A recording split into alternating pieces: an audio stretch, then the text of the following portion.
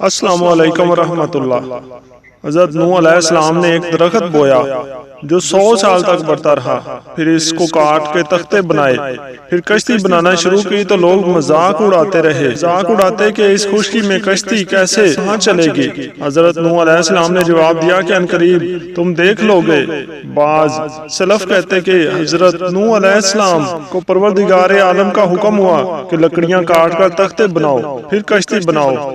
1 سال میں کشتی تیار ہوئی، پھر مکمل تیاری میں 100 سال اور لگ گئے۔ کشتی کا طول 80 ہاتھ تھا اور عرض 50 ہاتھ، پھر اندر باہر سے روغن کیا گیا۔ قتادہ رحمۃ اللہ علیہ کا قول ہے کہ طول 1200 ہاتھ تھا اور عرض 100 ہاتھ اور اندرونی اونچائی 30 ہاتھ تھی، اور اس کے 3 درجے تھے، ہر درجے 10 ہاتھ اونچا تھا۔ سب سے نیچے درجے میں چوپائے اور جنگلی جانور سوار کیے، اور درمیانے حصے میں انسان اور اوپر کے حصے میں پرندے تھے، اور دروازہ چوڑائی میں لگا ہوا تھا، اور کشتی اوپر سے بالکل بند تھی۔ کشتی میں ہر چیز کا جوڑا جوڑا سوار کیا گیا تھا۔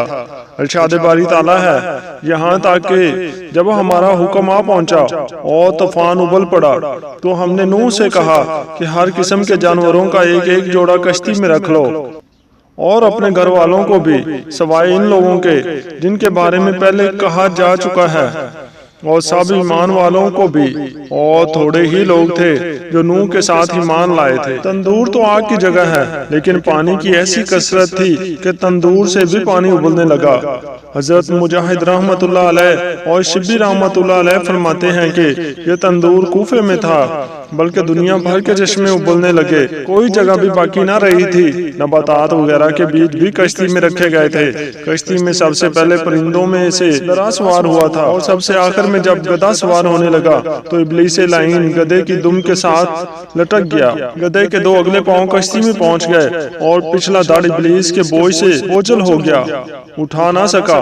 ادھر حضرت نوح علیہ السلام جلدی کر رہے تھے۔ آخر حضرت نوح علیہ السلام نے فرمایا، آجا، اگرچہ تیرے ساتھ شیطان بھی ہو۔ تب گدھا اور شیطان دونوں چڑھ گئے۔ ابن ابی حاتم کی حدیث ہے کہ رسول اللہ صلی اللہ علیہ وسلم نے فرمایا کہ حضرت نوح علیہ السلام نے جب تمام مویشی کشتی میں سوار کر دیے تو لوگوں نے کہا کہ شیر کی موجودگی میں مویشی آرام کیسے کریں گے؟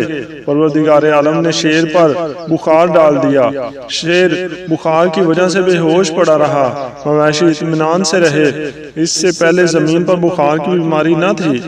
حضرت ابن عباس رحمۃ اللہ علیہ فرماتے ہیں کہ کشتی میں سوار ہونے والے مرد اور عورتوں کی تعداد 80 تھی، لیکن تفسیر عزیزی میں ہے کہ حضرت نوح علیہ السلام اور ان کے بیٹے اور ان کی بیویاں، لونڈیاں اور غلام تھے، اور 80 آدمی کے علاوہ کشتی میں سوار تھے۔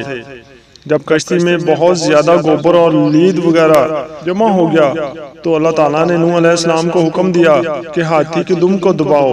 چنانچہ حضرت نوح علیہ السلام نے ایسا ہی کیا، جس کے نتیجے میں 1 سور اور 1 سورنی برآمد ہوئے۔ چنانچہ ان دونوں نے نکلتے ہی کشتی میں موجود تمام غلاظت کو کھا کر صاف کر دیا۔ اس طرح جب چوہا کشتی کے کنارے پر آ کر اس کے لنگر کی رسی کو کاٹنے لگا تو حق تعالیٰ نے نوح علیہ السلام کو حکم دیا کہ شیر کی دونوں آنکھوں کے درمیان چوٹ ماریں۔ حضرت نوح علیہ السلام نے ایسا ہی کیا، جس سے ایک بلہ اور ایک بلی نکلی، اور دونوں نے چوہے پر حملہ کر کے رسی کاٹنے سے باز رکھا۔ کشتی پانی کی لہروں پر پہاڑ کی مانند تیر رہی تھی، جیسا کہ فرمان باری تعالیٰ ہے، اور کشتی پہاڑ جیسی موجوں کے درمیان ان کو لے کر چلنے لگی۔ اور نوح علیہ السلام اپنے بیٹے کو پکارا جو اس سے الگ تھا کہ اے میرے بیٹے، ہمارے ساتھ سوار ہو جاؤ، کافروں کے ساتھ مت رہو۔ اس نے کہا، میں کسی پہاڑ کی پناہ لے لوں گا جو مجھ کو پانی سے بچا لے گا۔ نوح علیہ السلام نے کہا، آج کوئی اللہ کے حکم سے بچانے والا نہیں مگر وہ جس پر اللہ رحم کرے۔ اور دونوں کے درمیان موج حائل ہو گئی اور وہ ڈوبنے والوں میں شامل ہو گیا۔ یہ باتیں ہو رہی تھیں کہ ایک موج آئی اور کنعان غرق ہو گیا۔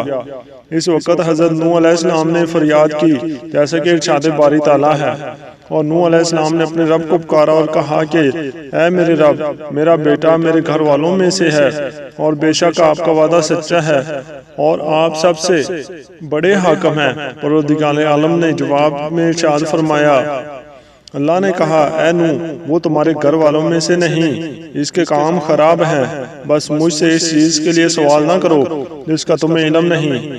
میں تم کو نصیحت کرتا ہوں کہ تم نادانوں میں سے نہ بنو۔ حضرت نوح علیہ السلام نے اپنے رب سے معافی مانگی۔